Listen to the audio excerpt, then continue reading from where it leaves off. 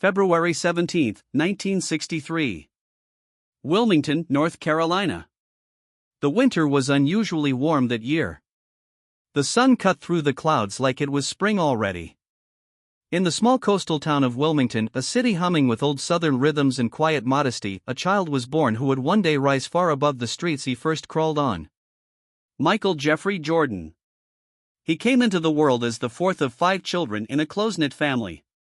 His mother, Dolores, a fiercely intelligent and disciplined woman, worked at a bank. His father, James, was a mechanic for General Electric, a man who could take apart and reassemble anything with his bare hands and a wrench.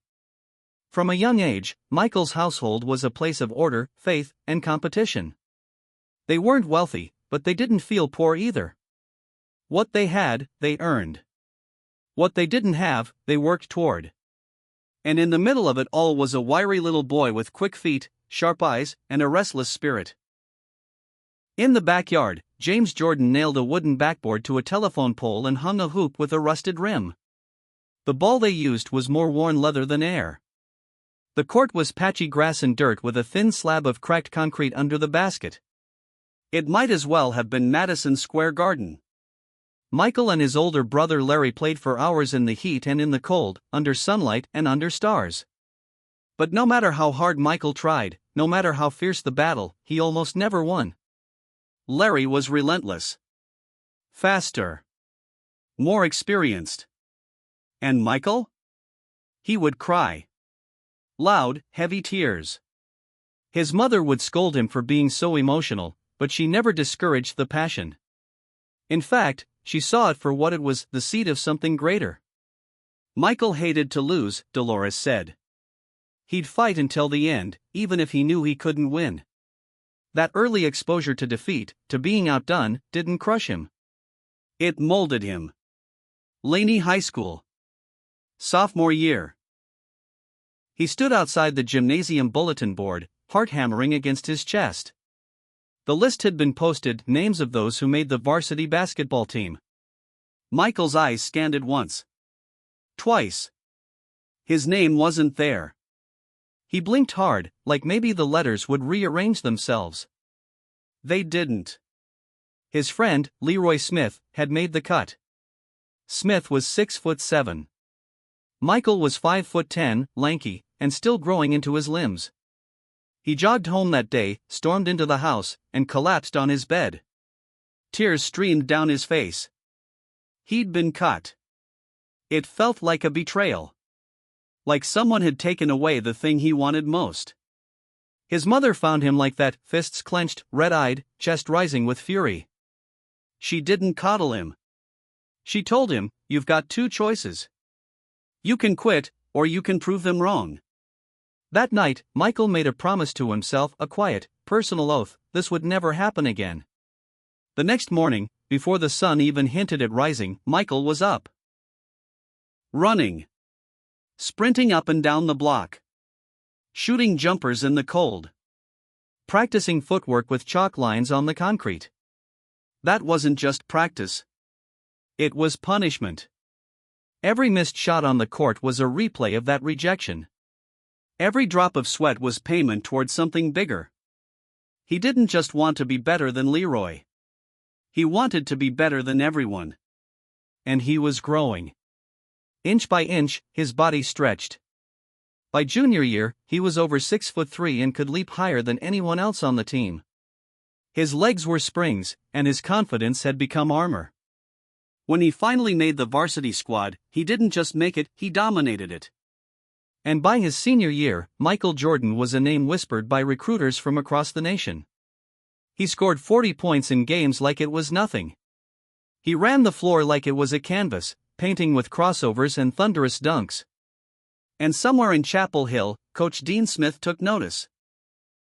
In 1981, Michael Jordan accepted a scholarship to play for the University of North Carolina, a storied program under Dean Smith, a man known for his insistence on discipline, humility, and team-first basketball. Jordan arrived on campus not as a savior, but as a freshman in a blue sea of tradition. He didn't start every game. He didn't lead the team in scoring. What he did was listen. He studied the older players.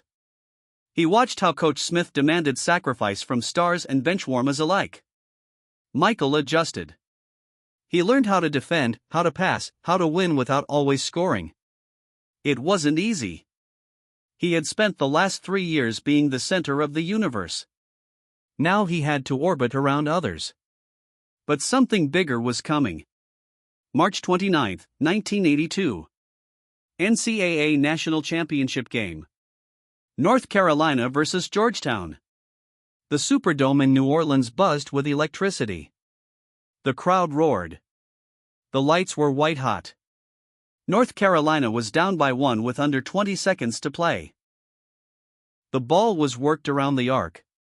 It landed in Jordan's hands on the left wing. He didn't hesitate. Pull up. Jump shot. The ball spun in slow motion, floating toward history. Swish. UNC took the lead. Seconds later, the game was over. North Carolina and Michael Jordan were national champions. Dean Smith smiled, subtle and contained. In the locker room afterward, surrounded by Gatorade and shoulder pads, Jordan sat on the floor and whispered to himself. This is only the beginning. After hitting the game-winning shot in the 1982 NCAA championship, most players would have coasted on fame. But for Michael Jordan, that moment was not a peak, it was an awakening. Back on campus in Chapel Hill, he walked to class like everyone else. He still carried his own laundry. He still ran sprints after practice, long after teammates had hit the showers. But inside, something had changed. The shot against Georgetown hadn't inflated his ego. It had inflamed his hunger. I knew I could play with the best, he later said. But I also knew I wasn't close to being the best yet. Dean Smith noticed. Jordan was still raw, still learning when to shoot and when to pass, how to read double teams, how to defend without fouling. But his athleticism and intensity were undeniable. Coach Smith, who rarely lavished praise, once told an assistant. He's the only player I've ever coached who could turn it on and off, and he never turned it off. Over the next 2 seasons, Jordan became a college superstar. He averaged over 20 points per game, shooting above 50% from the field, and defending like a man with something to prove. He was named ACC Player of the Year in both 1983 and 1984, and by his junior season, NBA scouts were comparing him to the likes of Clyde Drexler and Julius Erving, only younger, quicker, and with an even meaner edge. In the summer of 1984, before the NBA even called his name, Michael Jordan joined the U.S. men's Olympic basketball team. It was a roster built like a fortress, a collection of future pros, hand-picked and hammered into shape by legendary coach Bob Knight. And even on a team filled with top-tier talent, Jordan stood out. From the first scrimmage, Knight recognized Jordan's competitiveness. He's the best player I've ever seen play, Knight later said. And I don't mean college player, I mean the best player, period. The team dominated in Los Angeles. Jordan led the Americans in scoring. He soared above defenders like gravity was optional, dunking in transition, stripping passes, and driving through double teams with force. When they won the gold medal, the world had a new name to fear. And the NBA had a new face. June 19, 1984, New York City. It was humid and electric in the Felt Forum at Madison Square Garden. Teams were desperate to rebuild. The Houston Rockets had the first pick and used it to select Hakeem Olajuwon, a dominant center out of the University of Houston. No surprise there. Then came the Portland Trail Blazers. They needed a big man too. They already had Clyde Drexler. And they wanted someone to pair with him, not compete with him. So they selected Sam Bowie, a 7-footer from Kentucky. And at pick number 3, the Chicago Bulls stepped up. The room shifted. With the 3rd pick in the 1984 NBA draft, the Chicago Bulls select Michael Jordan from the University of North Carolina. He walked up to the stage in a gray suit, shaking hands with Commissioner David Stern, blinking under the spotlight, smile small but confident. Behind that smile, there was already a flicker of fire. He didn't just want to join the NBA. He wanted to change it. When Michael arrived in Chicago, the Bulls were a franchise adrift. They had just 6,000 season ticket holders, and the stadium was half empty on most nights. The team hadn't had a true superstar since Jerry Sloan's days in the early 70s. Fans were disillusioned. The city was indifferent. But all that was about to change. Jordan's first practices stunned his teammates. He attacked drills like they were playoff possessions. He played defense with fanatical energy. He didn't ask for respect, he took it. Within weeks, the veterans were whispering in the locker room, "This kid is something else." And when the games began, the fans saw it too. In his NBA debut, Jordan put up 16 points, 7 assists, 6 rebounds, and 4 blocks. The stats were strong, but it was the way he moved, slicing through defenders, rising above the rim, sprinting back on defense like his life depended on it, that caught the eye. By November, every Bulls home game was sold out. By December, he was on the cover of Sports Illustrated, "A Star is Born." Jordan ended his rookie campaign with 28.2 points per game, the highest average for any guard in league history at the time. He was named NBA Rookie of the Year, became an All-Star starter, and turned the Bulls, once a forgettable franchise, into the hottest ticket in basketball. But it wasn't just the numbers. It was the way he played. He didn't just beat defenders. He humiliated them. He'd float through the lane, hang in the air for an extra second long enough to make the crowd gasp, and finish with a twist, a spin, a flick of the wrist. Broadcasters ran out of words. Fans ran out of breath. Kids around the world didn't just want to watch him. They wanted to be him. But no story of greatness comes without pain. In his second season, just 3 games in, Jordan landed awkwardly on his foot after a routine jump shot. The pain was sharp, immediate, and unlike anything he'd felt. The X-rays showed a broken navicular bone in his left foot, a dangerous injury for a player who made his living in the air. The Bulls' medical staff urged caution. Jordan was sidelined for 64 games. Restless, frustrated, and angry, he returned to UNC to finish his degree in rehab away from the team's influence. He shot jumpers in secret. Played pickup games behind closed doors. Risked re-injury just to stay sharp. The Bulls' front office begged him to slow down. Jordan didn't understand that language. He came back late in the season, against the team's wishes, and helped the Bulls scrape into the playoffs. Then, in the first round against the Boston Celtics, he gave the world its first true taste of the monster he was becoming. April 20, 1986. Boston Garden. The Celtics were an all-time juggernaut: Larry Bird, Kevin McHale, Robert Parrish, a Hall of Fame frontcourt. The Bulls were nobodies, a ragtag crew led by a second-year player with a still-healing foot. But Jordan was unconcerned with names or legacies. In Game 2, he exploded for 63 points, twisting through defenders like a man possessed. He hit jumpers over Bird, scooped layups around McHale, and drove through double teams like they were ghosts. The Celtics won the game, but Bird stood in the locker room afterward, shaking his head. "That wasn't Michael Jordan out there," he said. That was God disguised as Michael Jordan. The league had seen Jordan the rookie. Now they had seen Jordan the phenomenon. By the 1986-87 season, Michael Jordan was no longer a name rising, he was a force erupting. That year, he did what only Wilt Chamberlain had done: he scored over 3,000 points in a single season. That's 37.1 points per game, every night, for 82 games. He flew down the lane with violence and grace, dunked on 7-footers like they were cones, and stared them down with eyes full of fire. Every night in every arena, crowds came not just to see the Bulls, but to witness a kind of magic that hadn't been seen before.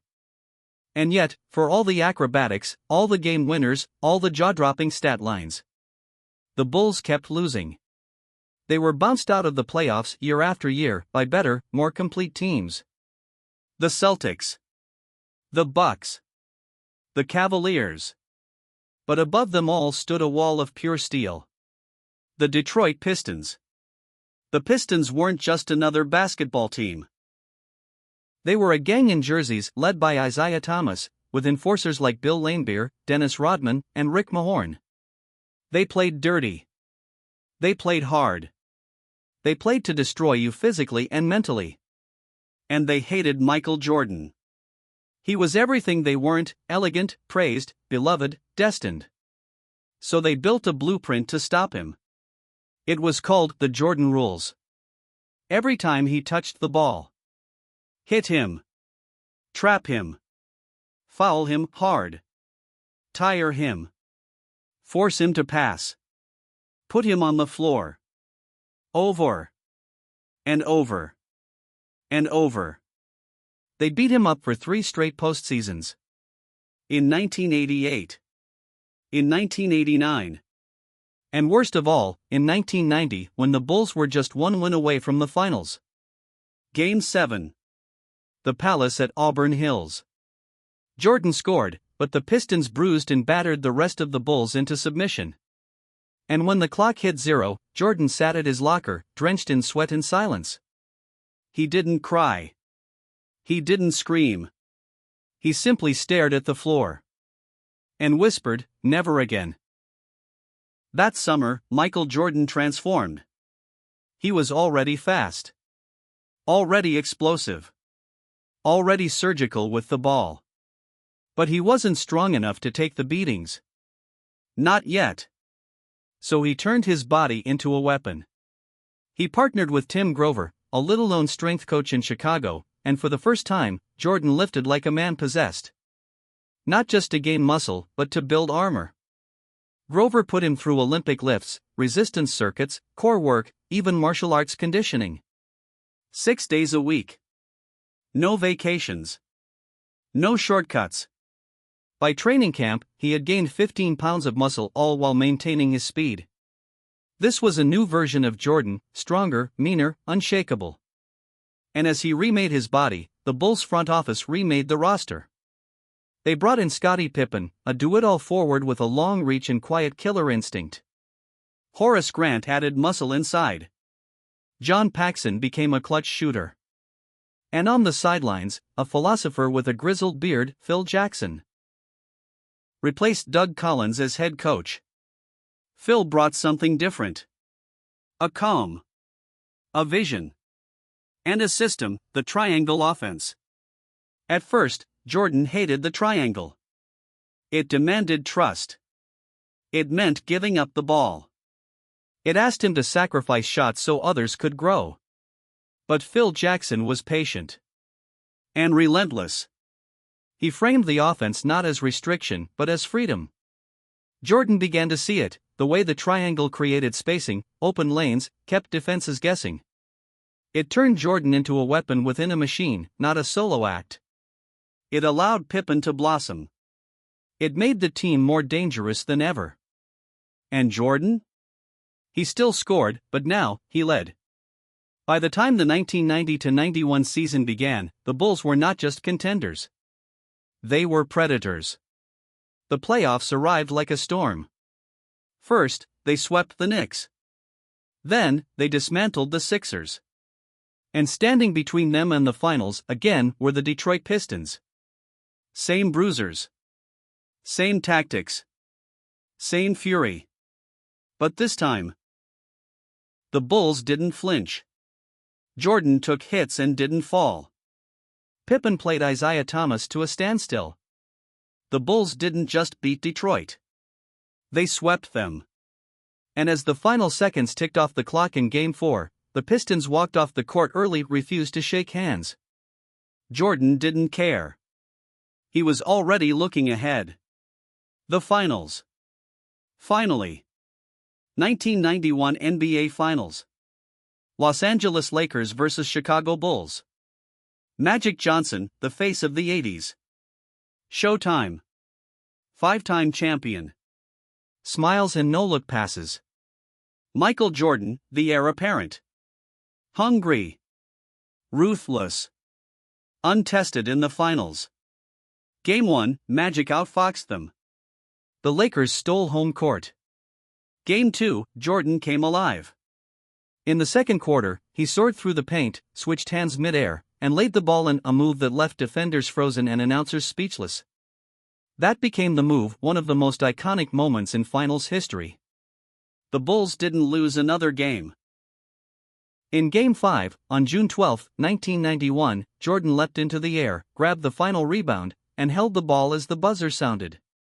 Chicago Bulls, world champions. Jordan collapsed to the floor in the locker room afterward, clutching the trophy, sobbing. Years of pain, frustration, and sacrifice had finally paid off. "I didn't do this alone," he said. "But I never let go of it. Never." With the championship came transformation. Jordan wasn't just a star now, he was a global icon. He had the title. He had the MVP.